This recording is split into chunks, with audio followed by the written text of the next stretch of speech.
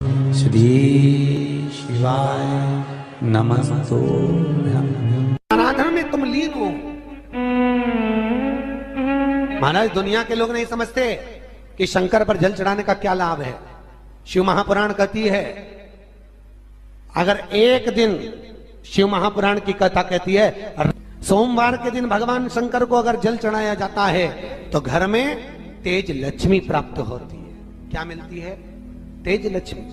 कर बैठी थी, उनके नेत्र से अश्रु गिरा, उससे बेलपत्र उत्पन्न। काय का वृक्ष उत्पन्न हुआ? बेलपत्र। पूरी दुनिया में केवल एक बेलपत्र का वृक्ष कैसा होता है जिस वृक्ष के नीचे माता लक्ष्मी शाम के समय पर बुआरी लगाने के लिए जाती है, झाड़ू लगाने। बेलपत्री के पेड़ पर बेलपत्र का वृक्ष, जिसके यहाँ लक्ष्मी नहीं टिकती हो, पैसा घर में नहीं आता हो, बहुत चिंता लगी रहती हो, लक्ष्मी से जुड़ी हुई, व्यापार से जुड़ी हुई, पैसा आ ही नहीं गया, बहुत मेहनत कर रहे हो। सोमवार की सोमवार 5 सोमवार बेलपत्री के पेड़ के नीचे एक घी का दिया लगाना चालू कर दीजिए। शाम के साथ थोड़ी सी मिट्टी बेलपत्री के पेड़ के नीचे की उठा कर लिया, घर के अंदर लाकर इतनी सी मिट्टी लाकर पटक दीजिए। 5 सोमवार करके देखो, छठे सोमवार पे करने की जरूरत नहीं पड़ेगी, व्यापार अपने आप बढ़ना चालू हो जाएगा। लक्ष्मी शाम के समय पर प्रतिदिन बेलपत्र के पेड़ के नीचे बुआरी लगाना। शंकर भगवान की प्रियता बेलपत्र। पहले भी कथा में कहा, फिर कहते हैं, जिस व्यक्ति के जीवन में धन, संपदा, वैभव, सत्ता, लक्ष्मी की थोड़ी भी कमी दिखती हो, उसको बेलपत्री के वृक्ष का पूजन चालू कर देना चाहिए। जाओ सोमवार के दिन बेलपत्र वृक्ष के नीचे जल चढ़ाकर, जल का सिंचन कर कर, उसी बेलपत्र के नीचे शाम के समय पर संध्या काल में, प्रदोष काल में भगवान देवाधिदेव महादेव गौरी शंकर का स्मरण करो। बेलपत्र की जड़ की ओर, बेलपत्र की तना की ओर, बेलपत्र के वृक्ष की ओर तुम्हारा मुख हो। कोई आसन नहीं, कोई आसन नहीं, केवल बेलपत्र के वृक्ष की ओर तुम्हारा मुख हो। जहां बेलपत्री का वृक्ष है उसके नीचे बैठकर, उसकी छाया में, उसकी ओट में पंचाक्षर मंत्र नमः शिवाय, या फिर षडाक्षर मंत्र ओम नमः शिवाय, या फिर श्री शिवाय नमस्तुभ्यम का स्मरण कर कर अपने हृदय की बात गौरी शंकर से, महादेव से कहे। शिव महापुराण की कथा कहती है, 7 दिनों में एक दिन सोमवार का ऐसा होता है जिस दिन 33 कोटि देवी देवता बेलपत्री के वृक्ष के नीचे बैठकर भगवान शंकर और पार्वती का स्मरण करते हैं और शिव पार्वती उनकी झोलियां खुशियों से भरते हैं। देवता भी जिनका भजन कर रहे हैं वो बेलपत्री के वृक्ष के नीचे। लक्ष्मी, मां लक्ष्मी भी बेलपत्र के वृक्ष के नीचे निरंतर विराजमान होती है। और आप लोगों से एक निवेदन और करना चाहेंगे, ये मनुष्य का शरीर जब तक रहे, ये मानव की देह जब तक रहे, जिंदगी में एक बेलपत्री का वृक्ष अपने रहते रहते कहीं पर भी लगाना, उसको बड़ा करना, उसको बड़ा कर कर, जैसे अपने बच्चे को बड़ा करते हो ऐसे लगाकर बड़ा कर कर महादेव से कहना कि मैंने अपनी जिंदगी में, मैं मर भी जाऊं, मेरे प्राण छूट भी जाएं, मेरे जाने के बाद मेरे घर के लोग एक लोटा जल चढ़ाएं ना चढ़ाएं, बेलपत्री चढ़ाएं ना चढ़ाएं, पर ये वृक्ष मैंने बेलपत्री का लगा दिया, अगर मैं मर भी गई तो मेरे मरने के बाद भी मेरे हाथ की बेलपत्र महादेव को चढ़ती रहेगी, महादेव को प्राप्त होती रहेगी। लगाओ, एक बेलपत्री के पौधे को छोटे से बड़ा करो, बड़े से बड़ा करो, बड़े से बड़ा करो, और बड़ा करने के बाद उसको कहीं तुम्हारी मर्जी पड़े जहां, उस बेलपत्री के वृक्ष को लगाओ। अगर गलती हो गई, ये बहुत गलतियां हो गई, बहुत दुख पड़ गया, तकलीफ में आ गए, लग रहा है कि मुझसे बहुत गलतियां हुई है, बाबा मेरी नहीं सुन रहा, ये बेलपत्री का भाग की डंडी पीछे की ओर कर, जहां बैठकर बेलपत्र चढ़ा रहा, पत्ती का मुख अपनी और डंडी का मुख सामने। शिव की कुछ आराधना है, मेरे भोले बाबा की कुछ आराधना है। खाली ना जाता कोई, खाली ना जाता कोई, दर से तुम्हारे मैं भी खड़ी हूं नहीं, बाहें पसार मैं भी खड़ा हूं नंदी बाहे पसारे अपने। बैसाख के महीने में तो आपको अगर शरीर में कहीं पथरी भी आ गई है ना, कहीं नेत्रों में अगर ज्योति कमजोर पड़ रही है, जाले पड़ने लगे, चश्मा बढ़ने लगा, रात को आंखों में जलन होने लगी, रात को नींद नहीं आ रही है, तो बैसाख के महीने में जो दुर्वा होती है, इस दुर्वा को तोड़ लाओ।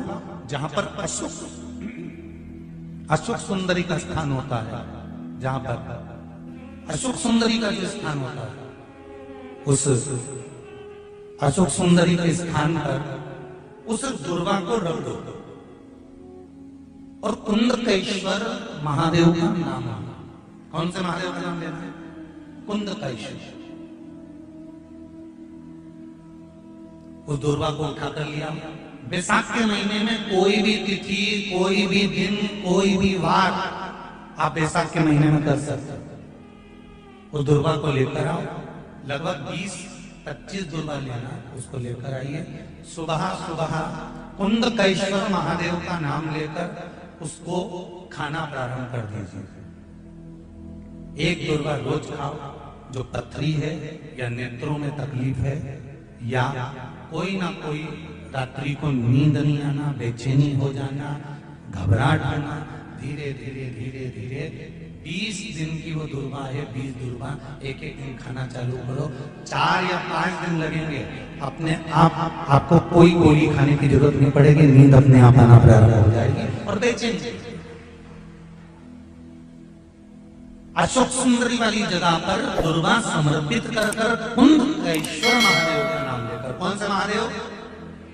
कुंदकेश्वर। जिस नारी का रजोधर्म से जुड़ा हुआ जो भी तकलीफ होती है, केवल हाथ में जल लेकर, आसक्ति का नाम लेकर भी वो पान कर लेती है, तो रजोधर्म से जुड़े हुए सारे दुख, कहते हैं कि गर्भ में, गर्भाशय में अगर गांठ भी पड़ गई है और डॉक्टर कह रहा है कि बच्चादानी में गांठ है, गर्भाशय में गांठ है और इसका ऑपरेशन होना जरूरी है, आसक्ति दक्ष प्रजापति की पहली पत्नी का मात्र स्मरण कर कर अगर आचमन पानी का कर लिया जाए तो गांठ भी गर्भाशय की गलना प्रारंभ हो जाती है। ये वो नाम, ये वो शब्द है।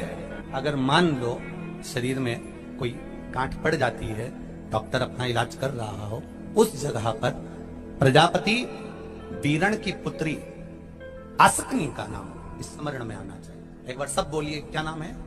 आसक्ति। और हम आसक्ति का नाम भी नहीं बोल सकते, तो इसी आसक्ति का एक नाम है वीरणी। क्या नाम है? आसक्ति का स्मरण।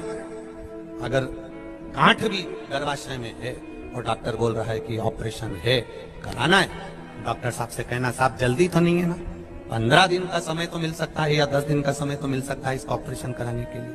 फिर आसक्ति का नाम लेकर शिव जी की शिवलिंग पर जब हम बेलपत्र समर्पित करें तो ये डंडी का मुख जब हम शिव जी को चढ़ाते हैं तो इस डंडी का मुख हमेशा हम उधर रखते हैं। अब की बार आसक्ति का नाम लेकर जब हम शंकर भगवान को बेलपत्र समर्पित करेंगे तो ये डंडी का मुख शिवलिंग पर अपनी ओर रखेंगे और उसी बेलपत्र को चढ़ाकर जल समर्पित कर कर आचमन कर कर उसी बेलपत्र को लाकर घर के द्वार को पूरा खोलकर घर के अंदर प्रवेश कर कर घर के बाहर स्मरण को, शिव को याद करते हुए उस बेलपत्र को चबा चबा कर खाना प्रारंभ करिए। 10 दिन मांगिए आप, ये 10 दिन के बाद मैं ऑपरेशन कराऊंगी, मना नहीं, पर एक बार मैं मेरे महादेव का नाम का स्मरण करना चाहती हूँ, एक बार शिव तत्व को जान। क्या नाम है? जम के बोलो, नाम बोलो फिर से। आसक्ति। इस नाम की मूलता का स्मरण करिए, वीरणी आसक्ति। जैसे गणेश जी की 2 सूंड होती है, एक राइट सूंड का गणेश, एक लेफ्ट सूंड का गणेश। कौन कौन सी सूंड का? राइट सूंड और लेफ्ट सूंड। राइट सूंड का गणेश घर में होना चाहिए और लेफ्ट सूंड का गणेश आपका कोई ऑफिस हो जहां से आप अपना धंधा कर रहे हैं, नौकरी कर रहे हैं, सर्विस कर रहे हैं, काम कर रहे हैं, बिजनेस कर रहे हैं, या आप अपनी कोई भी कुर्सी के ऊपर बैठते हैं किसी कमरे में जाकर, उस कमरे के अंदर लेफ्ट सूंड का अगर गणेश होगा तो आपकी तरक्की को, आपकी उन्नति को दुनिया में कोई नहीं रोक सकता। और अगर जिस स्थान पर बैठकर आप बिजनेस कर रहे हैं, कमा रहे हैं, उस स्थान पर अगर राइट सूंड का गणेश होगा तो आपकी तरक्की नहीं, वहां लेफ्ट सूंड का गणेश होना चाहिए। और घर में जम के बोलो, राइट सूंड, राइट सूंड का गणेश। खाली ना जाता कोई, खाली ना जाता कोई, तरसे तुम्हारे मैं भी खड़ी हूँ नदी बाहे बसा, मैं भी खड़ा हूँ नदी बाहे बसा। आपका कोई काम अटक रहा है, कोई काम नहीं हो रहा, बहुत परेशान हो गए, बहुत थक गए उस काम के लिए, सबके हाथ भी जोड़ लिए, सबके पास होकर आ गए, पर वो काम बढ़ ही नहीं रहा, तो निवेदन करते हैं घी के दिए में काली तिल डालकर सोमवार के दिन शंकर जी के मंदिर के सामने तुम रुका जी का नाम लेकर दिया लगाकर, जिस काम को तुमने दुनिया के आगे कहकर देख लिया, कर देख लिया, नहीं हुआ, उस कार्य को एक बार दिया लगाकर निवेदन कर फिर जाकर देखना, काम आगे बढ़कर ही रहेगा।